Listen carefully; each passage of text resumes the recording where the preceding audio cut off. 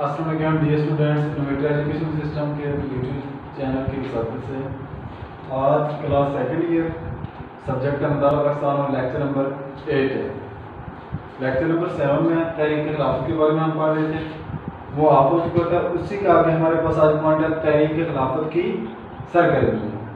تو پہلے ہم تھوڑا سا ریپیٹ کر لیتے ہیں تحریک خلافت کیا تھی، کیسے شروع ہوئی۔ جنگ عظیم کا آغاز جو 1914 میں ہوا، تو مختلف اتحادی ممالک جو ترکی کے خلاف تھے انہوں نے ترکی کی جو حکومت ہے اس کو ختم کرنے کے لیے مختلف تحریکیں شروع کی، مختلف مسلمانوں کو ختم کرنے کے لیے ہر طرح کی ناکام کوششیں کی۔ تو اس ٹائم مسلم امہ نے مل کر ان مسائل سے نپٹنے کے لیے ایک تحریک شروع کی 1919 میں، جسے تحریک خلافت کا نام دیا گیا۔ اس میں مختلف مسلمان قائدین ہیں، انہوں نے اپنے حوالے سے جو بھی کام ہو سکتا تھا کیا، جیسے جلوس وغیرہ نکالے۔ تو اس کے بعد ہم نے پڑھنا ہے وہ ہے تحریک خلافت کی سرگرمیاں، کہ اس میں کام کیا ہو رہے تھے۔ تو جو مسلمان تھے برِ صغیر میں، انہوں نے مختلف وفود ہے جو یورپی ممالک، خاص طور پہ برطانیہ کی جو حکومت ہے اس سے ملاقاتیں کی، اور مسلمانوں کا ایک متفقہ فیصلہ جو تھا اس کے بارے میں انہیں آگاہ کیا۔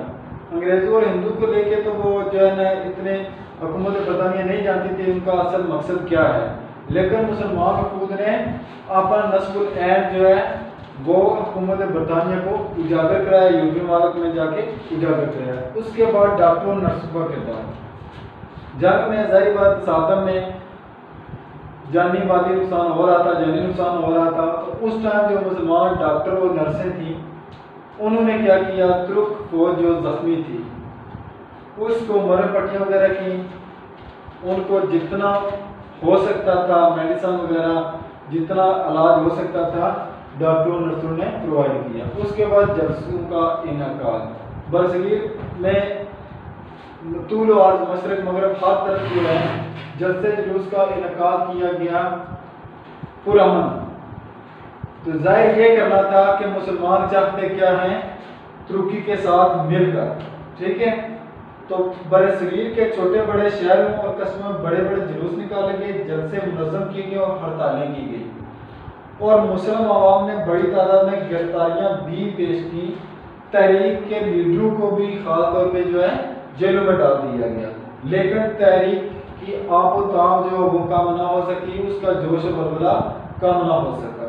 نیکسٹ جو پوائنٹ ہے ہمارا مسلمان کا احتیاط کی فراہمی، چوتھا پوائنٹ احتیاط کی فراہمی۔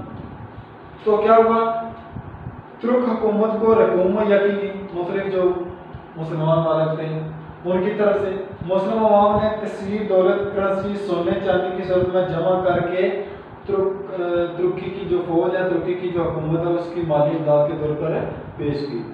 پانچواں پوائنٹ ہے ہمارے پاس مسلم قائدین کی سرگرمیاں۔ تو مسلم قائدین نے تحریک خلافت نے مولانا محمد علی جوہر اور مولانا شوکت علی کی اعمال کا کردار بھی اہمیت کا حامل تھا۔ ان دونوں میں یہ نعرہ بہت مقبول ہوا، کہتی ہیں امام محمد علی کی جان بیٹا اپنی خلافت پر دے دو، کہتی ہے امام محمد علی کی جان بیٹا اپنی خلافت پہ دے دو۔ تو نیکسٹ پوائنٹ ہے ہمارے پاس مسلم صحافت کا کردار۔ جو مسلم صحافی تھے، اخبار وغیرہ رائٹر جو بھی تھے، انہوں نے کیا کیا، مسلم صحافت نے بھی زوردار کردار ادا کیا۔ مولانا ظفر نعام نے زمیندار اخبار کو لکھتے تھے اس ٹائم، اور مولانا آزاد نے الحلال، اور مولانا محمد علی جوہر نے کامریڈ ہمدرد اخبار کے ذریعے مسلم عوام کے ذہنوں میں طوفان برپا کر دیا، ٹھیک ہے۔ تو یہ تھا ہمارے پاس تحریک کی سرگرمیاں۔ تحریک کی پہلی سرگرمیاں وفود کی، مختلف وفود جو مسلمانوں کے وفود تھے انہوں نے یورپی ممالک سے ملاقاتیں کی، اور مسلمانوں کا جو نصب العین تھا وہ واضح کیا۔ ڈاکٹروں اور نرسوں کا کردار، جو فوجی زخمی ہوتے تھے ان کو مرہم پٹیاں وغیرہ کرتے تھے۔ آگے جلسوں کا انعقاد کیا گیا، احتیاط کی فراہمی کی گئی، مسلم قائدین کی سرگرمیاں، مسلم صحافت کا کردار۔ میں نے یہ ایک ٹاپک میں سے پوائنٹ بنائے ہوئے آپ کے لیے، صرف 6 پوائنٹ ہیں۔ جب آپ یہ 6 پوائنٹ لیکچر سنتے ٹائم یہ نوٹ کر لیں گے تو اس ٹائم آپ کو تیاری کرنے میں آسانی رہے گی، ٹھیک ہے جی، یہ آپ نے کر دیا۔ نیکسٹ جو پوائنٹ ہمارے پاس آ رہے ہیں گاندھی کا کردار، تحریک خلافت میں گاندھی کا کردار۔ تحریک خلافت جب شروع ہوئی تو گاندھی نے کیا کیا، اپنا وہی جو دو رخ چہرہ ہے وہی سامنے لایا اور بظاہر اپنے جو قائدین تھے انہیں بھی یہ کہا کہ ہم مسلمانوں کے ساتھ مل جل کے اس تحریک کا حصہ رہیں گے، ہر طرف سے مسلمانوں کو یقین دلایا، جلسے جلوسوں میں بھی شریک رہے، آپ نے ساری جو کابینہ اسے بھی مسلمانوں کے ساتھ شامل کر لی، لیکن اس کے مقاصد کچھ اور تھے، ٹھیک ہے جی۔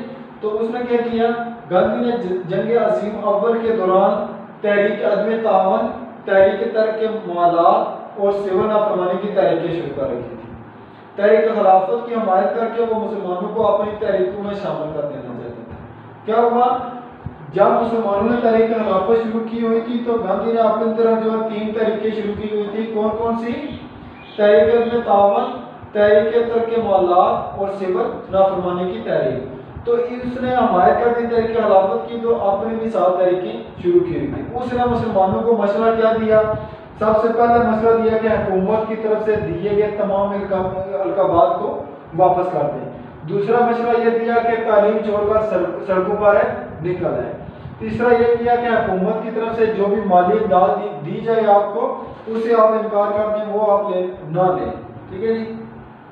چوتھا ہمارے پاس کیا تھا، محصول جو ٹیکس ہے، ٹیکس دینے سے انکار کر دیں اور گرفتاریاں اپنی دے دیں۔ نیکسٹ پوائنٹ تھا اپنا گھر بار بیچ کے افغانستان، ایران یا کسی دوسرے مسلم ملک میں ہجرت کر دیں۔ یہ جو پوائنٹ ہے میں نے آپ کو پوائنٹ کی صورت میں شارٹ لکھے ہوئے ہیں۔ پہلا جو حکومت کی طرف سے دیے گئے القابات کی واپسی، دوسرا پوائنٹ ہے تعلیم چھوڑ کر سڑکوں پر نکل آئیں، تیسرا پوائنٹ ہے مالی امداد دینے سے انکار کر دیں، چوتھا پوائنٹ ہے گرفتاریاں دیں اور معصول کہتے ہیں ٹیکس کو دینے سے انکار کر دیں۔ پانچواں یہ تھا کہ ایران یا افغانستان کی طرف کسی ملک میں ہجرت کر کے چلے جائیں۔ اب یہ ہجرت والے پوائنٹ کا اثر کیا ہوا، مسلمانوں نے اس کی یہ بات مان لی، وہ افغانستان کی طرف نکل پڑے، اپنا گھر بار چھوڑ کے جو کچھ بھی پاس تھا اپنے خاندان سمیت وہ نکل آئے۔ لیکن جو وہ افغانستان کے پاس پہنچے تو افغان حکومت، افغان گورنمنٹ نے انہیں اپنے ملک کے اندر داخل ہونے سے منع کر دیا، انہیں روک دیا۔ پھر یہ واپس گئے تو نتیجہ اس کا یہ نکلا کہ اس باغ دوڑ میں جو مسلمانوں معاشی طور پہ بالکل کمزور ہو گئے۔ زد یہ نکلا کہ معاشی طور پہ مسلمان بالکل کمزور ہو، یہاں بربادی، بھوک اور بدحالی ان کی منتظر تھی۔ بے پناہ نقصان اٹھانے کے بعد مسلمانوں کی آنکھیں کھلی اور انہیں گاندھی کا اصلی چہرہ گاندھی کا پہچان لیا۔ تو یہ تھا ہمارے پاس اس کا گاندھی کا کردار۔ ایک بار پھر ریپیٹ کر لیتے ہیں کہ کیا ہوا، گاندھی کو موقع مل گیا کہ مسلمانوں کو اپنے مقاصد کے لیے استعمال کر سکے۔ اس نے کھلم کھلا اپنی جو کابینہ تھی سے بھی خود بھی مل کے مسلمانوں کے خلاف، مسلمانوں کے ساتھ شامل کر لیا، اس طرح کا حصہ بنا لیا۔ لیکن اس دوران اس نے خود جو انڈین نیشنل کانگریس تھی، انہیں گاندھی نے جنگ عظیم اول کے دوران تحریک عدم تعاون، تحریک ترک موالات اور سول نافرمانی کی 3 تحریکیں یہ شروع کر دی تھی۔ ساتھ وہ شامل ہو گئے تحریک خلافت کے، اس کی آڑ میں وہ اپنی 3 تحریکیں چلا رہا تھا۔ مسلمانوں کا ساتھ اس نے یہ مشورہ دیا کہ حکومت کی طرف سے دیے گئے القابات آپ واپس کر دیں، سرکاری ملازمتوں سے استعفے دے دیں، تعلیم چھوڑ دیں اور سڑکوں پر نکل آئیں، گرفتاریاں دیں اور ٹیکس دینے سے انکار کر دیں، حکومت کی طرف سے آپ کو جو مالی امداد دی جاتی ہے اس سے آپ انکار کر دیں، ہجرت کر دیں افغانستان یا ایران جو آپ کے قریب ملک آ رہا ہے، ٹھیک ہے۔ تو مسلمانوں نے ان کی یہ بات مان لی۔ جب ہجرت کی، معاشی لحاظ سے، تعلیم، سماجی حالت بے خد وہ برا حال ہو گیا ان کا۔ جب اگلی نیکسٹ جو حکومت افغانستان سے انہوں نے بھی انہیں یہاں پہ نہ رہنے دیا، اپنے ملک میں داخل نہ ہونے دیا، تو آگے مسلمانوں کا جو انتظار بربادی، بھوک اور بدحالی کر رہی تھی۔ بے پناہ جب نقصان ہوا تو مسلمانوں کی آنکھیں کھلی کہ گاندھی تو اصل جو اپنی جو ہمارے ساتھ اس نے ساتھ دیا ہماری تحریک خلافت کا، اصل مقاصد تو اس کے یہ تھے کہ مسلمانوں کو اتنا بدحال کر دو، اتنا تباہ کر دو کہ دوبارہ یہ جو ہے کسی بارے میں یہ سوچیں بھی نہ، ٹھیک ہے جی۔ نیکسٹ جو ہمارے پاس آ رہا ہے، جو پوائنٹ آ رہا ہے، تحریک کا انجام۔ تحریک خلافت لاسٹ پوائنٹ ہے، کوئی بھی چیز ہے جو شروع ہوتی ہے اس کا انجام بھی ہوتا ہے۔ ہم یہ دیکھتے ہیں کہ تحریک خلافت کا انجام کیا ہوا۔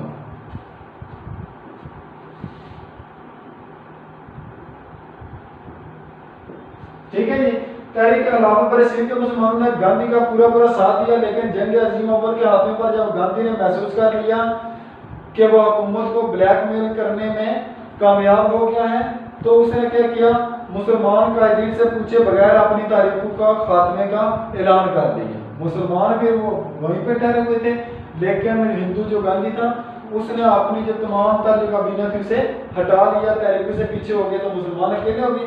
دوسری جانب ترکی کی شکست قریب پہنچ چکی تھی۔ ایک جرنیل غازی مصطفیٰ کمال پاشا نے بکھری ہوئی ترک افواج کو دوبارہ یکجا کیا، ان میں نیا حوصلہ دیا، ٹھیک ہے، اور مصطفیٰ کمال پاشا نے ترک خلیفہ کو اقتدار سے الگ کر کے ملک کی سربراہی کو خود سنبھال لیا، ٹھیک ہے۔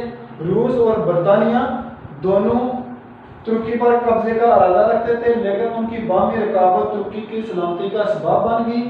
اتحادیوں نے مصطفیٰ کمال پاشا سے ایک معاہدہ لوازن کے نام سے طے کیا، یوں ترکی کا اقتدار اعلیٰ بچ گیا، البتہ مشرق وسطیٰ اور شمالی افریقہ کے علاقوں پر ترکی کا مکمل کنٹرول ہو گیا۔ حجاز مقدس کو عربوں کے حوالے کر دیا گیا۔ یوں در حقیقت تحریک خلافت کے مقاصد کسی حد تک پورے ہو گئے، کیونکہ ترکی محفوظ رہا۔ جو چاہتے تھے مسلمانوں کے مطالبات ان میں حاصل ہونے کیا ہوا، ترکی کی محفوظ رہا۔ حجاز مقدس میں غیر مسلم جو افواج ہیں وہ داخل نہ ہو سکے اور وہاں کا کنٹرول عربوں کے حوالے چلا گیا۔ خلافت کا ادارہ جو انہوں نے خلافت کا تحریک خلافت کا باقاعدہ کا ادارہ قائم رکھا تھا اسے ختم کر دیا گیا، لیکن اس کا خاتمہ اتحادیوں میں نہیں، خود ترک افواج نے اس کے سالار اعلیٰ غازی مصطفیٰ پاشا نے کیا۔ یہ تھا جی تحریک خلافت کا انجام کہ کیسے ہوا۔ جرنیل غازی مصطفیٰ کمال پاشا نے بکری فوج کو دوبارہ یکجا کیا اور جو اس کا ولی عہد تھا اس کی جگہ خود جا کے بیٹھا، ٹھیک ہے۔ مختلف جو علاقے تھے ان میں مشرق وسطیٰ اور شمالی افریقہ ترکی کا کنٹرول جو ہے ختم ہو گیا۔ حجاز مقدس کو عربوں کے حوالے کر دیا، لیکن جو مسلمانوں کو حاصل ہوا کیا ہوا، ترکی محفوظ رہا، حجاز مقدس ہے وہ بھی سیم رہا، اور وہاں پہ ایک بات ہوئی کہ عربوں کی حکومت آ گئی۔ تیسرا جو پوائنٹ ہمارے پاس آیا، خلافت کا دائرہ جو انہوں نے خود ختم کیا ترکی حکومت نے، اور سالار اعظم جو ان کا تھا مصطفیٰ کمال پاشا، ٹھیک ہے۔ آج کا لیکچر ہمارا اتنی تھا، پوائنٹس آپ کو دوبارہ لاسٹ میں یکجا کر کے بول دیتا ہوں۔ تحریک خلافت، اس کے بعد تحریک کے قائدین، تحریک کے مقاصد، تحریک کی سرگرمیاں، گاندھی کا کردار اور تحریک کا انجام، یہ ہمارے پاس آ رہے ہیں 5 پوائنٹ ہے اس کے، ٹھیک ہے۔ تو آپ کا لانگ کوشچن اس کا کمپلیٹ ہو جائے گا اور شارٹ کوشچن میں بھی اس میں سے آتے ہیں۔ اجازت دیجیے، اللہ آپ کو کا حامی اور ناصر ہو، اللہ حافظ۔